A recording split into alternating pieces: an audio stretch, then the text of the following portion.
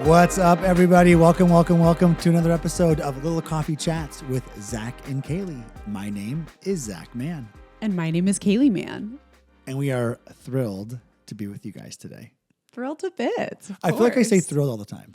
I say thrilled a lot. And, you know, I've been listening to every single one of our episode podcasts back, and I'm like, I need to expand my speaking vocabulary.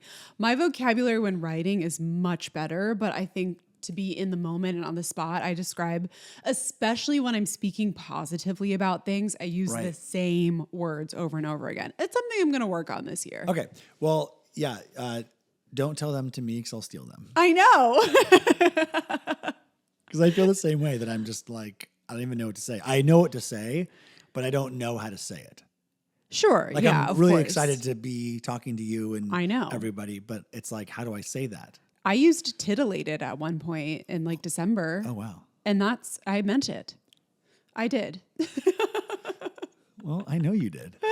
Okay. Well, Angel, we have quite a lot of fun topics to talk about today. January's in full swing. The break is over. The energy of a holiday break officially over. And now we're into one of my favorite seasons of all time, red carpet season. Well, you and I went to a really fun party, which we never did. go anywhere. I mean, I don't go anywhere. You go to a lot more places. But I don't go to parties. But we went to the Chronology of Water, their LA premiere that was leading to the actual national release of the film, nationwide release. And it was in Silver Lake we had to arrive between 6 and 7 p.m. The worst time to get from the very most west side of LA to the most east side of, well, not most east side, but very east side LA. Yeah, as east as you can get without crossing downtown. Yeah. And north. Yeah. So yeah, we went there and saw our friend Mark Sayer, who I grew up with, and Decker Sadowski, of course. Of the Forge. And it was so sweet to be invited, and do all that. But it was a pretty well-attended party and screening, and including people that we talk about on the podcast. Including Rachel Sennett. I've never seen so many celebrities in one place.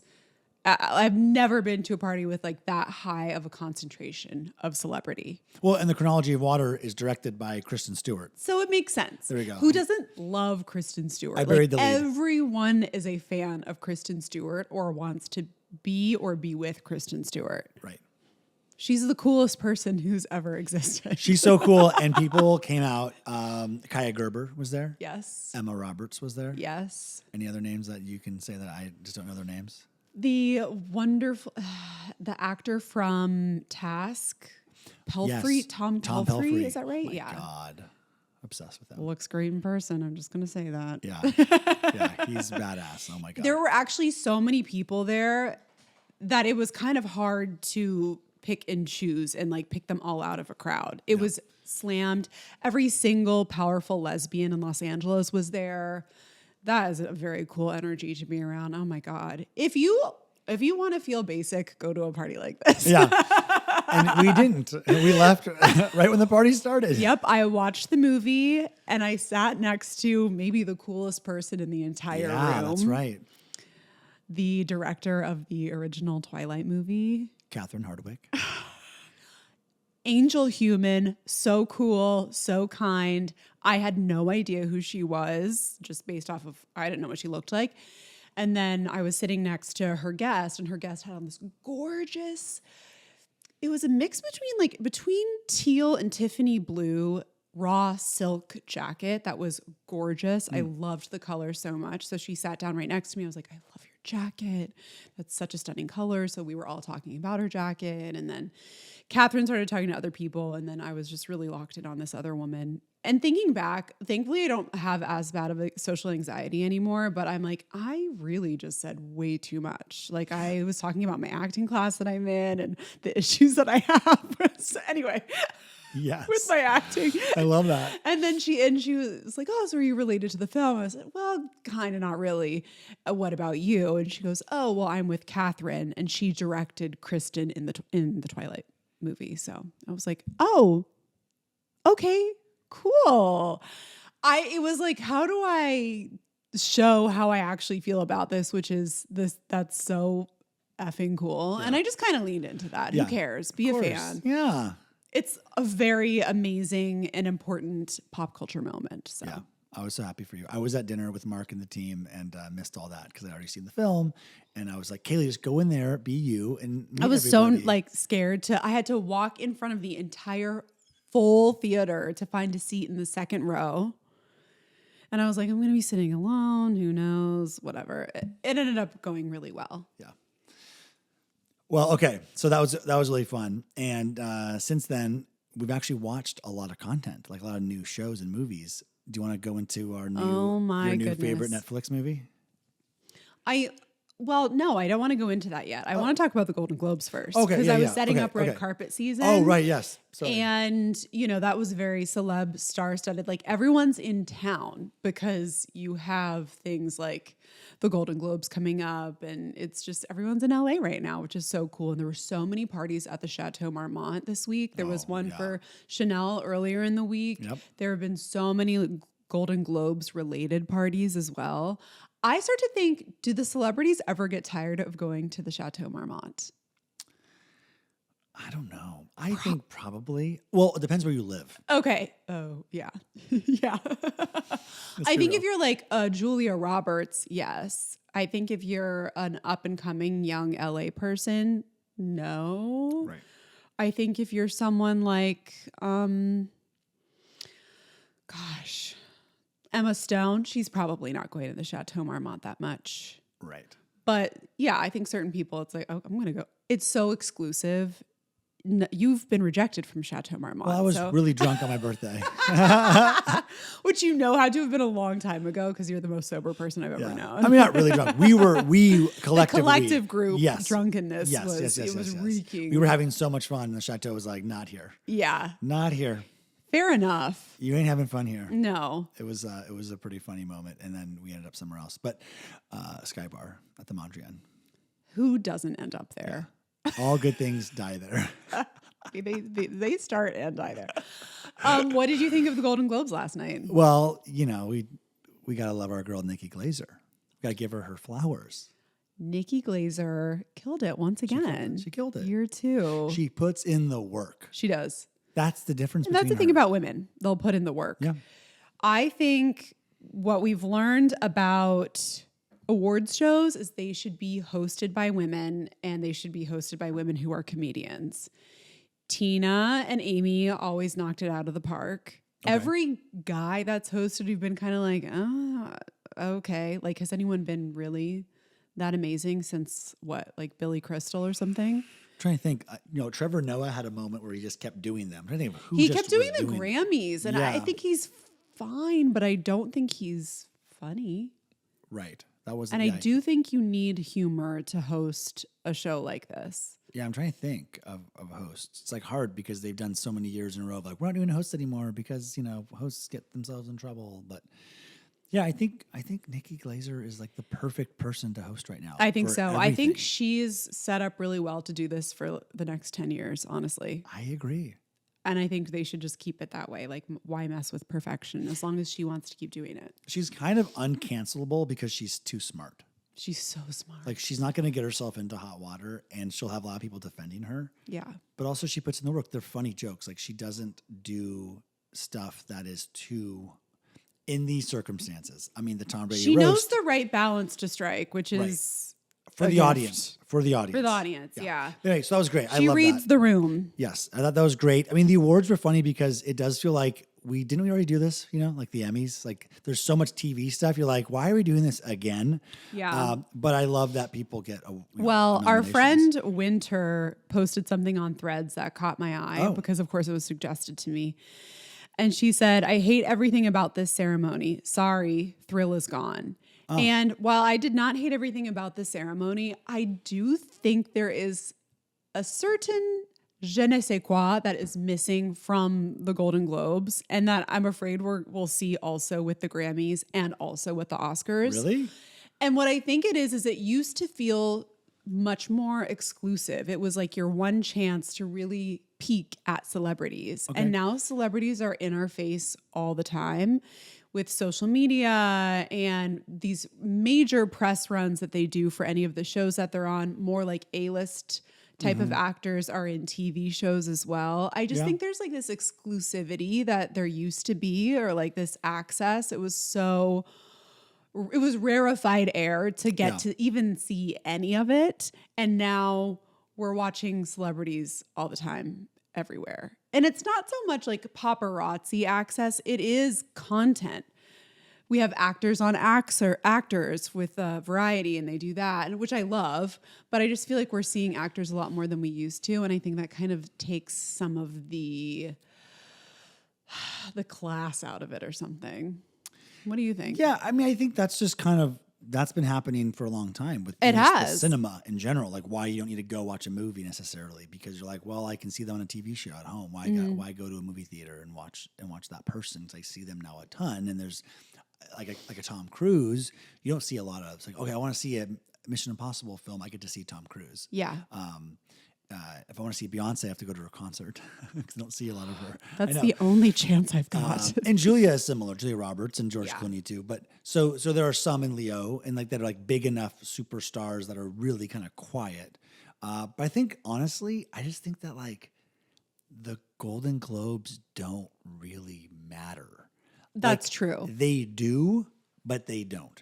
And that's the problem with them. The Emmys, hold on. The Emmys is the first chance for a show to get its like award, right? But the Golden Globes, you already got an Emmy for your show. So now you're just getting another really one. late for TV, and it's almost has no bearing on Oscars. Yes. So then you have, exactly. movies. And then you have the movie part, which like we're all waiting for, but the show is so long with all these other things and TV shows that like it loses some of that panache too, because you're just dealing with like a TV show that Panache, I like that. don't steal it. A TV show that already, won something. So I think that it just has always been that way. Yeah. And no one is really it used to be really boozy. That was the joke about it. It's so boozy. Everyone gets hammered. They make, now people are more buttoned up. So I think it's just like, it's That's no true. longer a boozy drunk fest. People want to be cognizant to not embarrass themselves. So you end up with a show that's just a bridge between the Emmys and the Oscars. Yeah. Listen, I'll take any good televised awards show because I love them, but it is better when it's like just the Emmys or just the Grammys and just the Oscars. You can really hone in. Yeah. And you get more of the community aspect too within like these people all work for HBO and these people all worked on this one film together, and you get to see more of the ADs and like everyone and all the sound people, everyone who's on it. And that is kind of a cool access point that you don't, it's the Globes. It's the Globes. It's fun. I'm glad it happened. The red carpet, some of the best fashion I've seen collectively in a long time. I don't even know if I have a best dress because I loved so much of it. Also, Nikki Glazer's blue dress with the crystals on it. Holy shit. That was one of the best dresses I've ever seen. I loved it on her. I think that's a great point. The red carpet of the Globes is fabulous. Oh, yeah. And then the show, I think, kind of suffers because there's so many categories. There's no performances. There's no best that's song what it performance. is. There's no trailer stuff. It's just like a person reads them all. It's more, it's like an Excel spreadsheet. It's really hard to celebrate the actual movies and the actual TV shows because there's so much of it where like when you watch the Oscars and you get to the end of it, you're like, I know the entire score to Marty Supreme or whatever. No, you're totally right. Because they play the music so much. And this was like some high school gym DJ playing a playlist that I've had forever. Right. Well, that's a good example is like for the Oscars, it'll be like most like we don't know the Oscar nominees yet, but like for Timothée Chalamet, you'll have someone will come on stage before the nomination or before the category, and they'll say Timothée Chalamet was right, and they'll do a whole thing on him and show his career, and then by the end, a clip too. They play a clip, and then everyone can applause, and then they go on to the next thing. But like they build a story with the Oscars. Yes, it is more magical. That's it's so story-driven. true. The Golden Globes is literally a list. It could have been an email. Oh, it could have been an email. It is. It's a televised email. That's all it is. And they kind of treated it like that energy-wise. They wanted to be snappy. It's also CBS, for that audience. And I think at the end of the day, honestly, I love a live show. You love a live show. Yeah. And I don't want it to go away. I'd I much know, rather that's the have thing. it than not have it, but it is what it is. It is what it is. And you had the early call on K-pop Demon Hunters. They won big last night. Oh, yeah, So congratulations to you. Of course. Of course. But let's get to a movie that probably will not be nominated for anything because rom-coms are severely underserved. So this week on Netflix, I have not looked forward to a movie coming out on Netflix as much as I have this movie. Like, I don't think I've ever been like, oh my God, this movie's coming on Netflix tonight. We have to watch it. Have I? No, not until this. Not until this week. Really amped up to watch this. I was like, no, we're watching it. Yeah. Because you almost suggested something else. I suggested something. He's like, no. Like, what? Like, we have to watch this movie. Like, oh yeah. Okay. So The People We Meet on Vacation was released on Friday on Netflix, which is an adaptation of Emily Henry's novel of the same name. And I have to say, if you just watch it as a film, it is one of the best rom-coms that's come out in the last decade. Yeah. That's how I felt watching it. Now, as in terms of how well was it adapted from the novel, Emily was involved, very involved throughout the process. Yeah. Her talent is writing excellent banter. And that was it lends itself so well and so naturally to a great script. But there are some character things where I'm on Book Talk, so I see everyone comment on this stuff. But there are some things that were not adapted well or translated well. And one of the things is they kind of had to flatten the male protagonist a bit. I think you can't have, it's really hard in a movie to show two very rich interior lives. There are some details missing about how his mom passing and he gets a vasectomy at some point and he's like dating, and there was a lot more. He had a lot more going on emotionally in the novel that makes sense of his actions. Sure. That was kind of erased a little bit in the movie. I'm personally okay with that because I felt like I got Poppy's interior a lot. Which we should talk about. Emily Bader is a generational talent. Yeah. I think it is so much harder to have a character like Poppy. She's energetic, she's quirky, she's funny, she's a fully developed character. Thank God. She's flawed. And if I think about myself, like reading just like the script, you go, oh God, like you could take that a lot of ways. And you could really fall flat with a character like that. She breathed so much life into it that I fell in love with her. Yeah. I love her. I love this actress. I love this character. She's just like the cutest thing ever. I felt like I was seeing someone like bring something totally original to the screen. And I think it's easier to do like a drama than a lighthearted rom-com comedy thing. And she just freaking nailed it. Yeah, she pops off the screen big time and kind of overshadows her co-star just because she's got so much juice. And I know it's kind of meant to be that way, like, or it's supposed to be that, but she just really brings so much energy and sweetness. And like, you just kind of want to like you want to be her friend. You want her to like you. It was, I told you, she kind of looked like and kind of acted like Alyssa Milano a little bit, but like the Anna Kendrick from Pitch Perfect, like that changed Anna Kendrick's life. Right. Where you're like, oh shit, like this person has it and it did. Yes. Like this feels like that moment for this actor where you're like, oh, you're a lead and people like you. I mean, obviously she's not Anna Kendrick's personality, but like, she's kind of the opposite. Yeah. Right. But like that moment for an actor where you're like, this is it. This is your spark. So I'm excited for her and see what happens next. Is there like a sequel for this movie? There is not a sequel. And I don't think Poppy, I don't know if Poppy exists in any of the other books. Okay. I'm not sure. Netflix is going to, I think everyone should just like eat her right up because she's incredible. Oh, wait, there was something I was going to say while you were talking. Oh, about the movie? About her? Was it about the movie? Was it about her? Was it about... Was there a comp about her? Shoot. Yeah. It's gone. For someone, look, I don't read a lot of books. we, all, we all know that. Or any. But I always love it when you have read a book Yeah. that gets made into something and we get to watch it together. And I think like as much as I did not think that, was it The Daisy and the Six? What's that called? Daisy Jones and the Six. Yeah, which I know you loved that book a lot, and people love that book. And like I thought the show was whatever. This was like a movie, and again, kind of interesting to have a movie versus a TV series. But I thought this movie was actually really good too.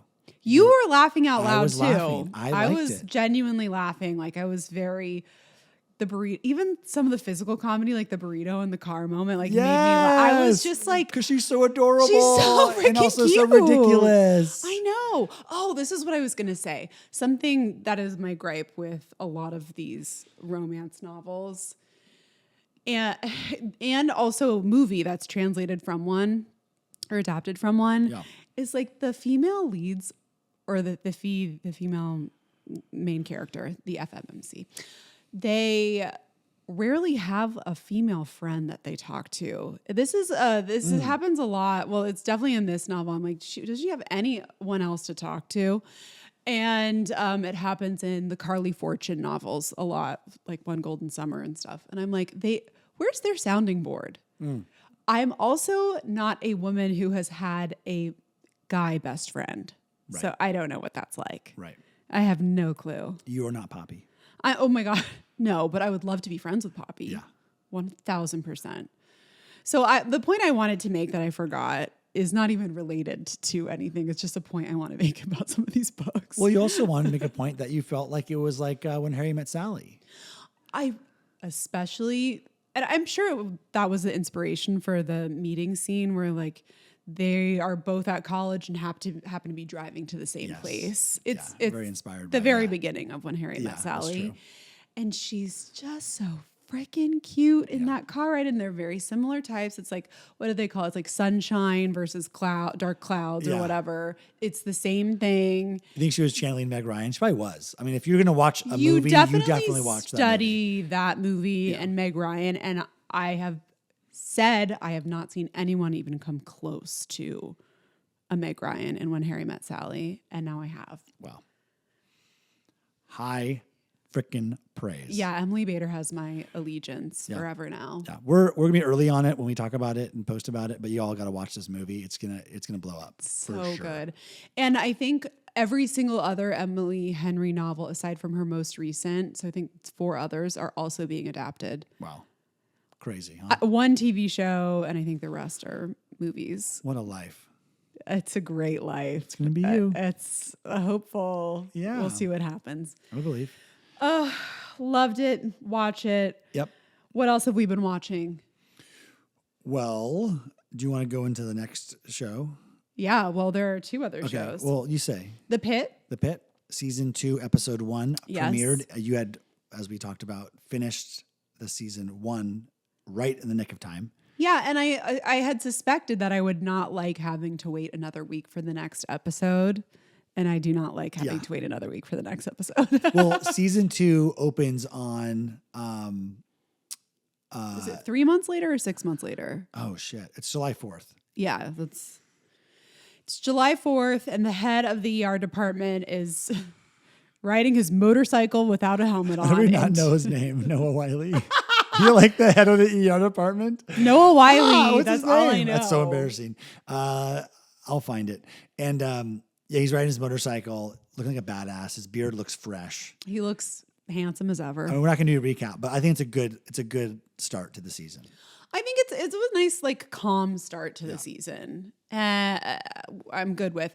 It did end on like the new person who's going to be replacing him while he's on his sabbatical, having like one of those moments where you're like, are we going to have another season where someone has kind of like these PTSD flashbacks, or does she have an actual medical thing happening? Right.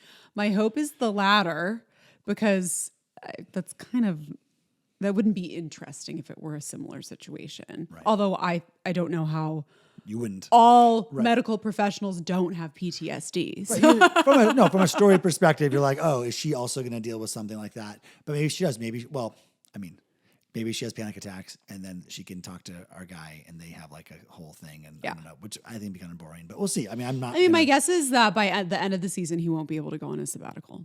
But look, the show could have him go on the sabbatical, and then the show takes up 1 year after a sabbatical. That's so true. They've That's kind true. of allowed themselves to do whatever they want.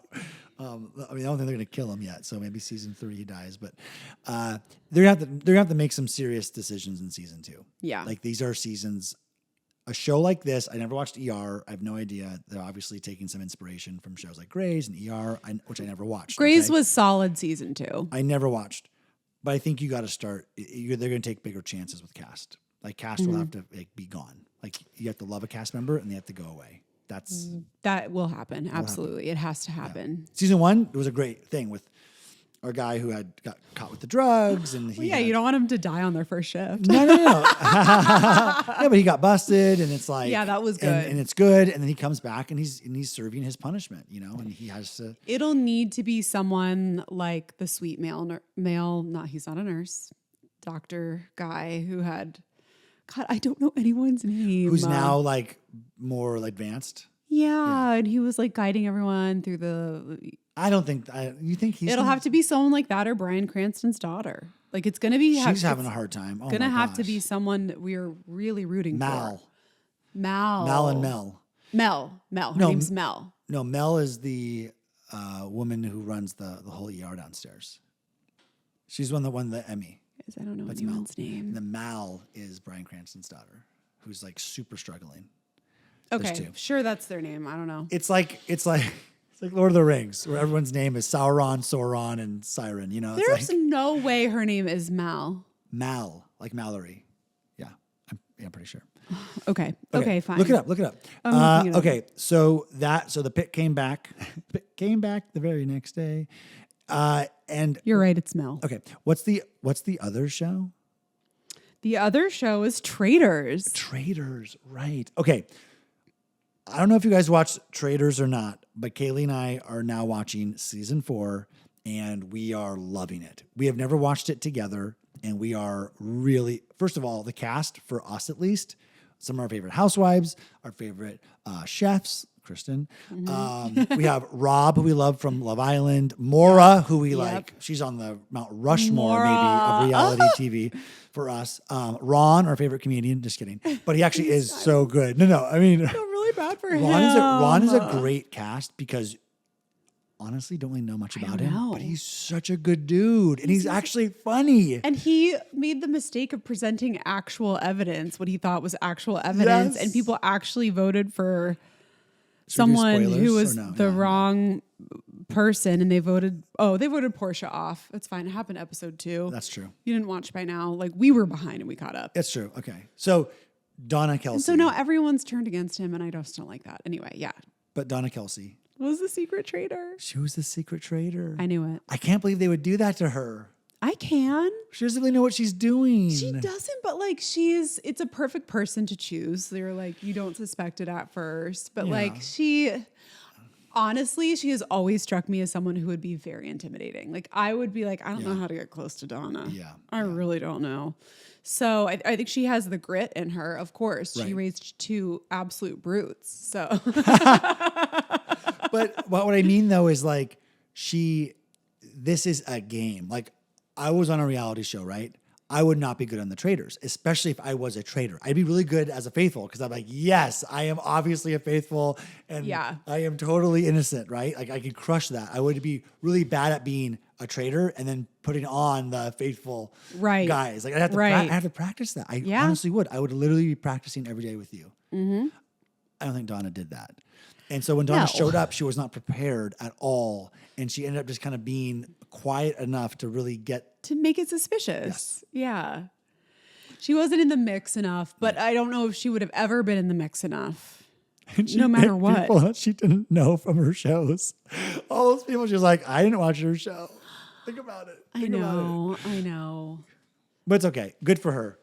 We talked about it too, where it was like at her age and at her experience and stuff like this, like it's really awesome that she A, did it, B, got to have the special attention of being a traitor, which gives you these extra, moments where you're with the director and you're getting this cool footage and you're being part of the show. Well, she was That's crying. really cool. She was crying in her like exit interview, and it's just so sweet. She's like, I didn't think I would get a chance to do anything like this at this point in my life. The Golden Bachelor, a lot of people talk like that, about it. I just think it's fun for them to be the center of attention with a bunch of young production people. Like, I'm old now in some ways. Like the production of the Traitors, I mean, everyone's probably in their mid-20s to late, to early 30s.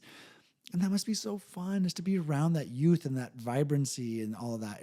I don't know. I was touched by it, but she wasn't very good. Yeah. I can do two things can be true. That's true. But I think 3 episodes is great. She lasted a couple nights there. Yeah. And it's absolutely fantastic for the show. Yeah. Because the Traitors didn't know who it was, and their energy of finding out increases they're real. They have a real leveled the playing field at this point. They had real reaction. Yeah. They had real reaction. Yeah. I mean, it was fantastic. They voted for Donna. Like, right. There's no freaking way anyone has any clue now who a traitor is. Right. There's no way. Except for maybe Tiffany. Oh, Tiffany. Well, because Tiffany was the only other person in the room when Rob C asked Candace, or told Candace, like, I think they're doing a murder in plain sight. Right. Oh, that was a great That murder. was the only other a great person murder, who I Rob. think was. It was. You're right. Yeah. You're right. So you're right. We'll see. So she has this. Yeah. She could if she remembers. Yeah. Right. Who knows? But anyway. The Survivor people are smart. They are used to the game. Yes. They're really like. There's 2 camps, like housewives and then what they call gamers. Yeah. And it's really interesting because I don't watch things like Survivor and like Amazing Race and whatever. You go, oh, this is a totally different approach. Housewives can survive a lot of like brutal social interactions, and the gamers are actually thinking about how to like operate within the mechanics of something. Right. So they could reach the same end goal by using different strategies or coping mechanisms, because that's just what they fall back on. Yeah, you want to be friends with the gamer because they're going to know what things can happen to you. Like the people who lose in these don't know how the games work. Like a murder in plain sight, like knowing that could happen makes you more prepared. However, I would have no idea, but I would study the show before I go on. You can't. The cardinal sin is don't ever admit you have knowledge. Too much knowledge. You can't put yourself out there to be too knowledgeable. That's such a good point. And so it is like you want to scheme it, but just for yourself. Yes, but it does make you look like a faithful if you are or aren't. If you're like trying to like, oh my God, like right, if you have but one you can't person that you actually trust. be on an actual traitor because they could kill you before you can get them. I know. Well, they've killed 2 of the most powerful Survivor people already. So impressed. Yeah. believe Great job. it. Good strategy. Great I was job. so nervous about who Lisa and Rob were going to. Survivor.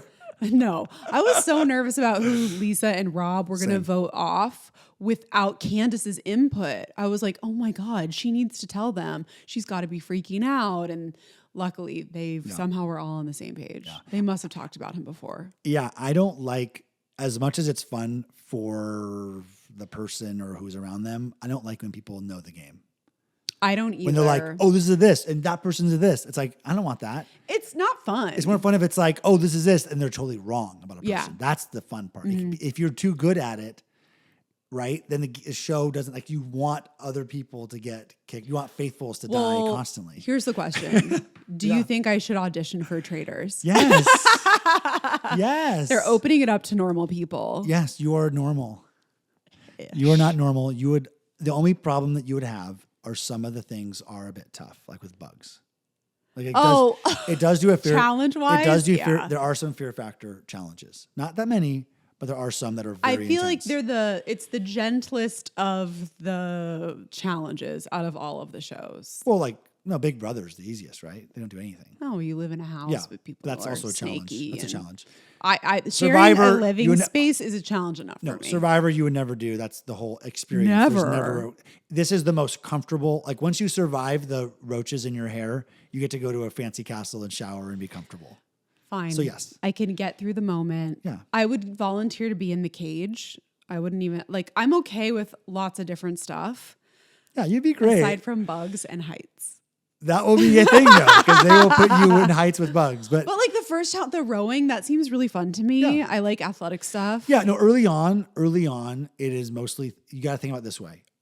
There's a lot of cast early on. So most of those challenges will be things like that. And I like that it's a lot of age ranges. So Right. you can't put Donna like up on a beam to stand there for as long as she can. Right. If you get down, whittle it down, they can start doing more crazy things to you because it's cheaper. They can hang 3 people off a helicopter, but not 30. You know what I mean? Not that they do that, but you got to think about it that way. You're right. As you get, I mean, that's how production is on these. So like, I can't remember how many people were on the bug one, but like Trishelle won season 2. That's right. She did. So another blonde can easily, another tall blonde. Yeah. Who knows? The auditions are still open. So Please. they just want like a short video. Anyway. Okay. Maybe I will. Well, I'm really interested watching this show now because I'm thinking about myself auditioning. So I'm like locked in when I'm watching. Okay, well, I'm like, I what could would I also do? ask Trishelle to be like, hey, Kailey's going to audition if you know anyone. Okay. Well, don't worry about that. Why not? What do you mean? Well, we can talk about this offline. When you actually, yeah, I'm saying. Okay. Yeah. We'll talk about it offline. Okay. I mean, why not? Really? That's the thing. Why the hell not? You're just going to leave Dolly and I home alone. You guys all be home in 3 nights.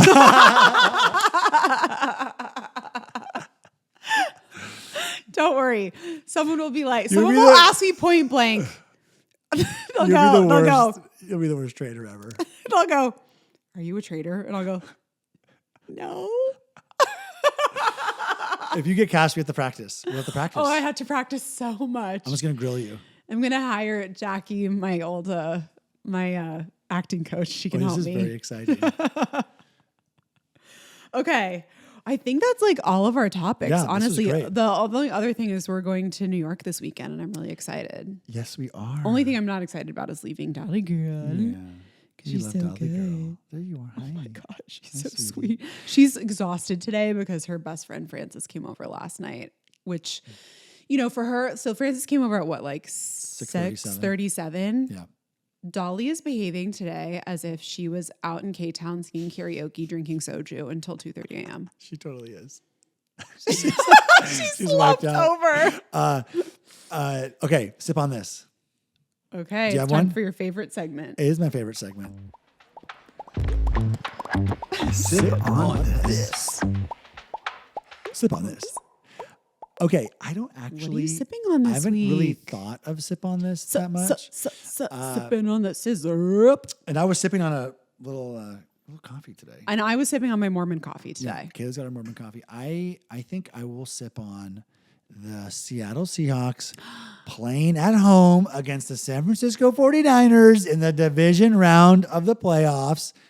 Yeah. Yeah. Oh, yeah. I am so excited and so nervous because, of course, we're playing one of our biggest rivals who are banged up and injured, and all their team says is, "Oh, we're so injured. Oh, the refs." And so it's like they've already given they like pretend that they're just not good. So then if they beat you, it's like shocking, and then it's like we have to like win no matter what because it's like, "Oh, you lost to us. We're like not even like full strength," and I hate that. Do they do that a lot? Is that like a move of theirs? It's a move of pretty much any team. Or a mindset? It's a move for virtually every team. Let's be real. Okay, just kidding. I don't know if it was signature 49ers. It is signature 49ers because in the last few years, they've had a lot of injuries. So that's what it I is. feel like a lot of your best friends are 49ers Somehow, fans. every single friend of mine in LA is a Niners fan, even the ones from Washington State. It's the most. How the hell did that I happen? don't know. I don't know. It's so odd. It's miserable. But we'll be in New York watching the game, which will be really fun. And hopefully I'll find some Seahawks fans there. I can't imagine there'll be 49er fans, as many 49er fans in New York. There are all sorts of fans everywhere. I know, You'd but be I just feel like there's surprised. going to be a good vibe there. In LA, there's a lot of Niner fans. That's all I'm trying to say. You're right. Way more. Yeah. Me saying you're right as if I freaking know a thing. I don't know anything. But we'll find a sports bar on Saturday. I'm so stoked. Take me to your sports bar. Yeah. Do you have an Aperol spritz for me? I don't I'm drink sure. beer. Yeah. They'll have whatever you want. So that's really exciting. I can't wait for that. And congrats to the Seahawks and the Niners. Honestly, it's going to be epic in Seattle. And if we win, I'm taking you to Seattle. He's been threatening me with this. We're going to go watch that NFC Championship game. NFC sounds too much like UFC. So I start thinking, what is NFC? The National Football Conference. It's Right. just, there's two conferences. Right. There's so many teams. And What's then the other one? the American Football Conference. There used to be, Shouldn't there just be one conference? there's one league. Oh, okay. There's two conferences just because it allows you, need to have two sides so they can okay. win it, but they can play each other. Yeah, Got exactly. In the Super Bowl. Yeah, exactly. Very good. Wow. Because our sport is playoff based versus like in Europe, like their soccer, right? Mm-hmm. They don't have playoffs. So it's just one league, and the team that has the most points at the end of the season wins, which makes sense. But they play each other. Every team plays each other twice, home and away. In the NFL, they don't play each other twice, let alone once. They only play 17 games, so you miss out on 12 or 13 teams.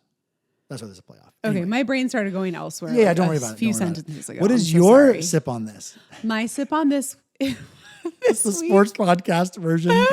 Is so I go. I'm so Sorry. excited about it. I'm so happy for you, but my brain, you guys know I've tried this last year. I just don't have the brain for NFL. Well, I think or also sports. Joe Burrow got hurt. The Bengals had a tough season. You barely watched Wait, did the you games. see Joe Burrow was at the did. Chateau Marmont last I night? did. Do you think Hollywood is his next move? Well, he may. I would. Oh my God. Oh no. What? Chargers? Matthew Stafford for the Rams may retire after the season, and they have the Atlanta Falcons number 10 pick, Okay. and they have their own first round pick. Okay. The Rams could trade the Bengals to get Joe Burrow. That'd be awful. Oh, shit. Oh no. Oh, I mean, I Holy think cow. everyone in Cincinnati is pretty much like Joe Burrow's like out, right? Isn't that the thought? I think they think that he does not like the organization or even maybe playing football. Well, and people anymore. are like pissed at the organization. Yes. But like, it's like, wouldn't their mindset, at least what I heard is like, wouldn't you also be pissed at the organization? Like, it's like, Absolutely. they're not even Do saying- everything you can to keep Joe Burrow. Well, Yeah. and it make him happy and to keep him healthy and all those things. Right. It's not just, but they whatever. Look, this is the stuff I like. Gossip about things that are not related to me whatsoever. My sip on this week is a French manicure. I got my first ever French manicure. So yeah, close up on my gorgeous hands. I am available for hand modeling. I've never had one before, but I needed to mix it up. I was tired of the almond shaped nail and just like one plain color or whatever. I just needed to feel fabulous, and this really did it. Good. I'm trying to find my next style evolution and aesthetic, and people are really leaning into early 2000s yoga mom and like early 2000s Pilates mom aesthetic. So Cool. I thought, Julie Cooper from the OC, here we are. Let's do it. this. I love it. And you try something new with your nails, you go, is it going to feel like me though? And it does. It does feel I like think me. We all knew this already. You knew this? Yeah. I imagine your nails look like that all the time. I just don't really pay attention to your nails, but I love them. They look great. Thank you so much. You look beautiful tonight. You do. Thank you. You do pay attention when my nails are a dark color because Yeah, you I don't like it. that. I don't like it. I think I like I black. like dark. I don't like dark purple, dark brown. Some of those I don't I don't do a dark brown. I always do a really dark maroon that almost looks black. Wait, maroon is not brown? Ugh. No, maroon is like a dark red. No. This is maroon. I don't Well, a burgundy. I don't like that color. Oh, I love that. I like black. Well, I can't do Should a I do pure one? Should I do one nail. black nail? Could that be my You know, thing? you could, but it would grow out in 2 seconds. Should I do a black nail? You already have a natural French manicure right now. I know, I do. My mom like literally has, all she does is file her nails down and they look like she's a French manicure. She always has color on her nails though. But back in the day, Yeah. she would file them and then put gloss. That was it. The mans have the strongest, healthiest hair and nails you've ever seen. And crazy. I am jealous. It's crazy. But it's unruly though. I think there's an unruliness to it. Or you just don't know how to style your hair, Katie. I don't know. No, it's unruly. When you have it, it's unruly. If you don't have it, then you are wanting it, and then you want to because you want a certain look. Yes. For us, it's just like they're so out of control that you just get inundated by it. That's how it always is. It's just life. I feel like people who have a ton of hair, they go, I've given up the fight against it. Right. I got whatever. And I'm like, I need more hair to work with. Yep, So that's me. that's true. Once again, Well, Angel, I love you so much. I love you so much. Thank you, everyone, for listening, Everyone, thank you for listening. for downloading. You guys, we finished in the top 50% of all podcasts last year. And Huge. we only podcasted for like the last half of the year, right? That's true. So we want to get in the top 10%, which is crazy. So please share this podcast with everyone you know. Download it on all of your devices. And please hit us up in the comments on TikTok, on Instagram. Tell us what you want to listen to. We were loving doing the Vanderpump recaps, and we're going to have more this year as well. So. Yes. Love you guys. Have a great week. Love y'all. Bye. Bye. Bye.